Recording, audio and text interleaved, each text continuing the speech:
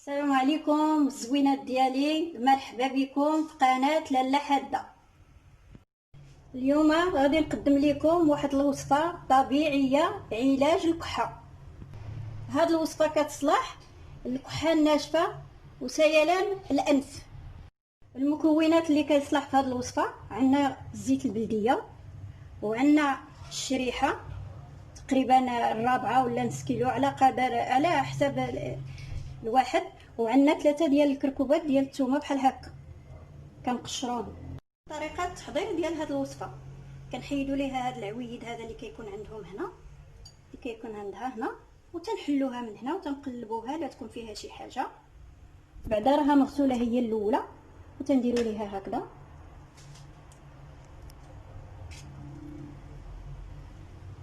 هكا، نحيدوا ليها كاع داك العويدات ديالها وتنديروها تفور هي والثومه. بعد ما نقينا الشريحه غادي نزيدوا عليها الثومه وغادي نديروها تفور ورجع معكم. فورنا الشريحه والثومه، غنزيدوا معها شويه ديال الزيت البلديه بحال هكا، وغادي نطحنوها ان شاء الله. بسم الله بسم الله.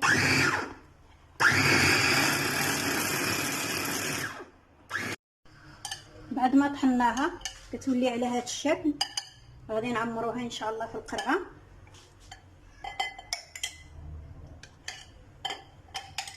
بحال هكا. راه زوينه وصحيه مزيانه للبرد، بزاف بزاف بزاف. عندي مجربه ديما من العام للعام كنديرها في البرد لوليداتي. وديريها في الثلاجه تفطري بها في الصباح مع الريق، تاكلي معلقه مع الريق، وداك الساعه وتفطري ان شاء الله.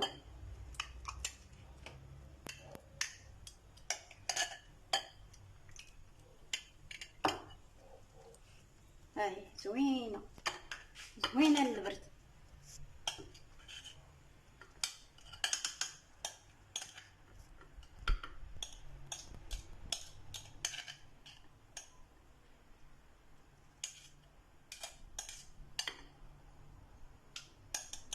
هي الوصفه الطبيعيه ان شاء الله.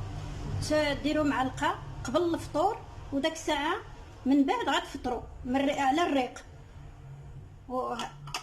وديروها في الثلاجه ان شاء الله. ديروها في الثلاجه. وبالسلامه عليكم الزوينات ديالي، وتهلاو في راسكم، ونتلاقاو ان شاء الله في وصفات اخرى.